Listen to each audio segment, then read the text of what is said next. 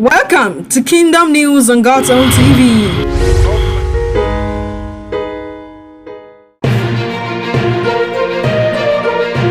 Today on Kingdom News, the most difficult challenge I faced in Abattoir, Rambo reveals. Reactions as another pastor says Osinachi is not in heaven. I have to agree that tithing is of Old Testament. Evangelist Mike-Bamiloye explains. After Abattoir Season 3, see Mount Zion's latest movie. It's not possible. But what's not possible? There are only two people with the keys to the third dimension.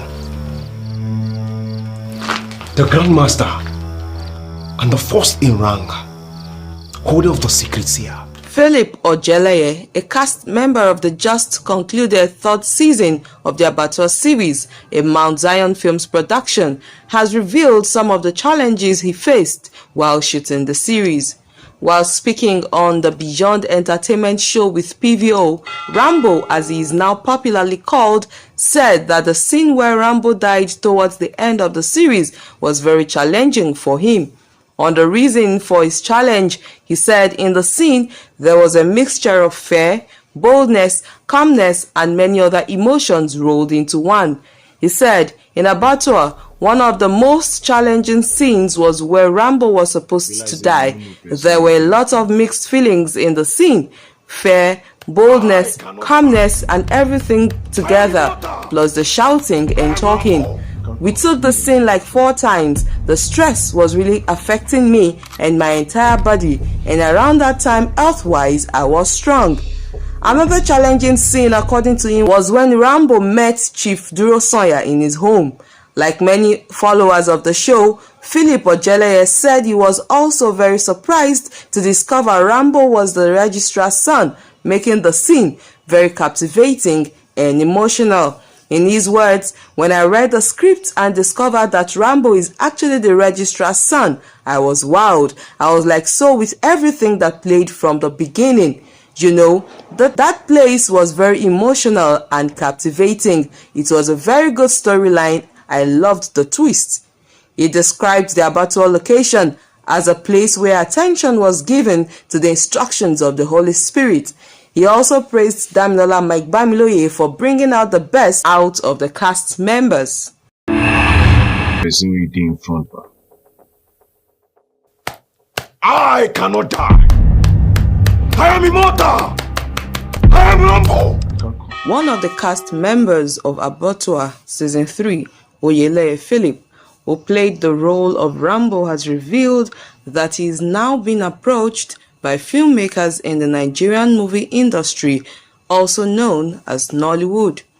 Speaking on Beyond Entertainment show with PVO, Philip revealed that even though he hasn't done any movie in Nollywood, he has been approached many times right from the time he started acting.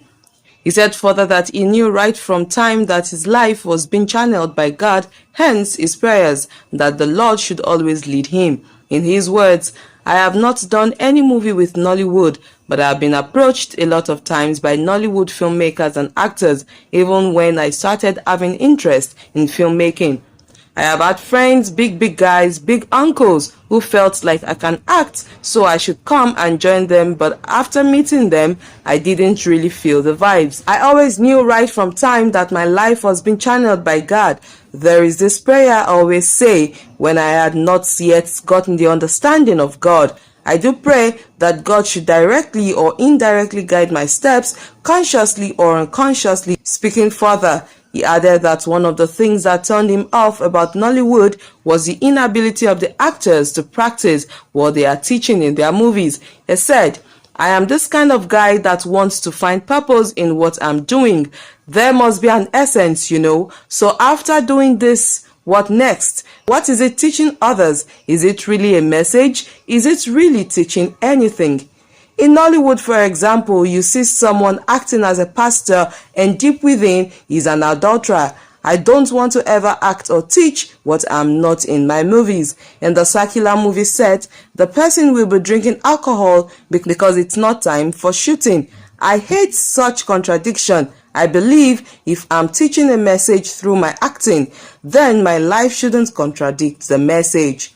Philip has received wide ovations for his impressive delivery in the just concluded season 3 of the Abattoir series by Mount Zion Movies. It seems the end has not come to the various visions that have been shared since the death of the Kweme singer Osinachi Nwachukwu.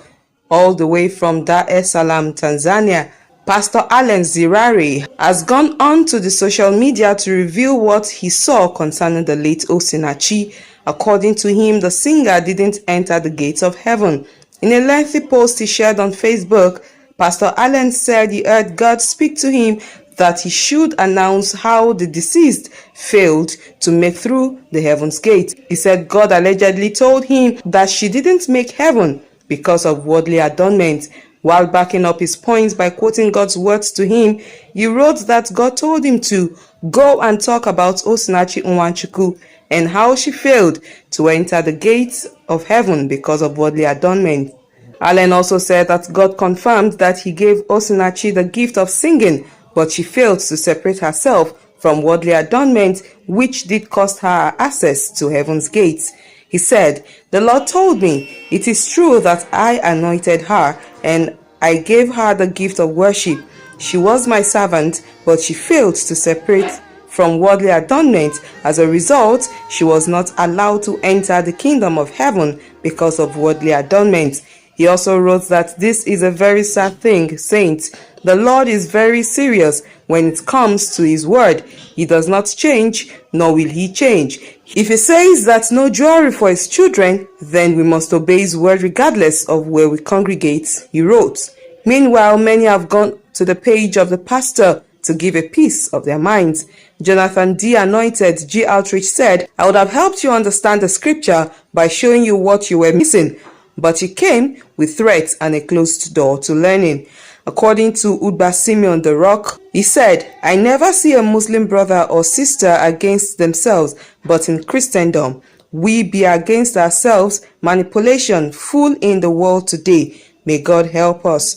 Also, Caleb Matthews said, "Is Abattoir that gave you the revelation, sir. No be only jewelries. She for know they wear clothes too. When Abattoir speaks, we know, sir." While Bukia Kentani Siluma reacted that, "Are you sure that was God talking to you, or you looked at her pictures and decided to judge her? Let this woman rest in peace in the bosom of the Lord that she served so passionately regardless of challenges that she was facing at home." President of the Mount Zion Ministries, Evangelist Mike-Bamiloye, has dropped a message on the topic of tithe. He said that he may have to agree on the school of thought that the 10% tithe system in an Old Testament is an Old Testament pattern.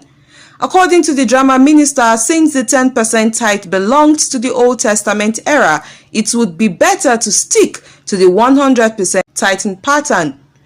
While expatiating his view, he said probably they would have to abide by the New Testament pattern, which is even upwards to 100% of your earnings.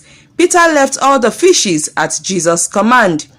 Giving another example of 100% tithe payment in the Bible, Bamiloye said, "The woman spent almost a whole year's salary to buy alabaster box of perfume to honor Jesus Christ with it. The disciples in the early church sold their lands and laid all the proceeds at the apostles' feet." He continued by saying that even ministers in times like this have sacrificed greatly for the sake of ministry. In his words, he said, "I have seen men of God selling their car to finance a crusade. I have heard of men of God using their houses as collateral to get loans to do projects for the Lord." While explaining the basis of paying tithe and offering, Bamiloye said, "Your tithes and offerings hang on this unbreakable biblical principle." He closes his teaching with a quote of the New King James Version of 2 Corinthians 9 verse 6, which says that, "But this I say, he who sows sparingly will also reap sparingly, and he who sows bountifully will also reap bountifully." When the Lord is the Lord over your entire life, 10% tithe becomes too small to give the Lord. He becomes the master over your life and all that you have. Selah, he said. God looks at his behavior. No one will marry you. What is wrong with my behavior? Popular gospel filmmaker Adeola Jerry Oluwagbemi, son of evangelist Jerry Oluwagbemi of the Mount Zion Faith Ministries, has taken a moment to remind Christians that depression is not a child's play. The gospel actor, who wrote on his social media page, "Depression is real," has explained why many often slide into depression. He also shared insight on the struggles of a depressed person and how it can be fought. According to him, everyone must be sensitive to people around them by looking out for people who like to hide their problems with smiles. While sharing a snap from his current movie location, Jerry Oluwagbemi said that, yes, depression is real. It is not just about trying to earn a living, because laziness is not even an option. Many are broken doing things they do not even enjoy. He also continued by admonishing everyone not to stop doing what they derive joy in, because according to him, times may seem hard. Perhaps it is a hurdle you are almost done crossing. Giving up is not an option. Please do everything to keep that dream or vision alive. The filmmaker therefore asked that people should know how to seek help, because nobody can do life alone. He said in his words, "Pray for helpers. You can't do it on your own. Everyone needs destiny helpers. I am not excluded. Rejoice and shout for joy. Everything will eventually work in your favor. Lastly, don't forget to check up on the happiest person you know. They might just be the most depressed right now." Good day, fam.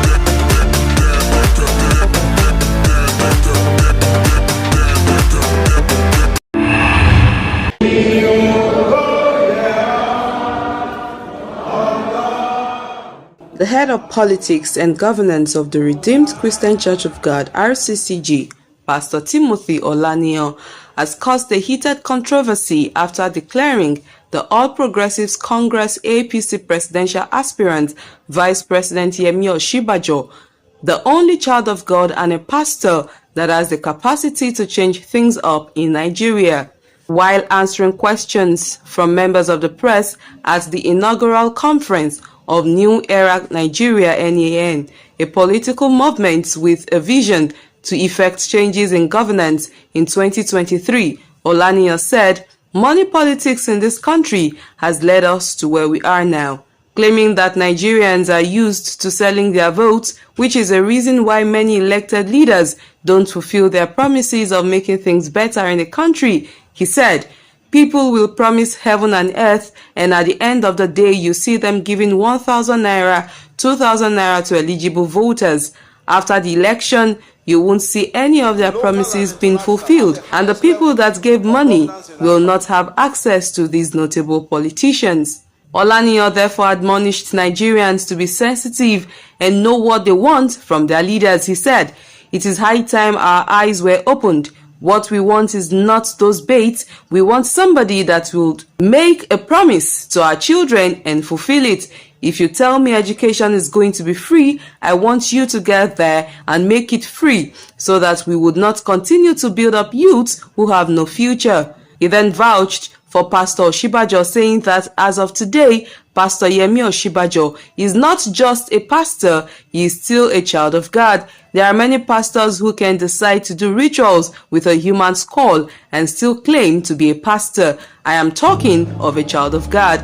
Meanwhile, the statement from RCCG's unit has caused a lot of stirs on the social media, with the denomination ranking number 1 on the trend table. While some supporters of Vice President Yemi Oshibajo applauded the statement, some other Nigerians on the platform disagree, calling on the Redeemed Church not to drag their members into politics. One of the users, Ayekoto, said, "We will resist it. RCCG must not blackmail any member or any Christian. If a Muslim can nominate him as VP, no one will ask us to hate any Muslim just to send political agenda."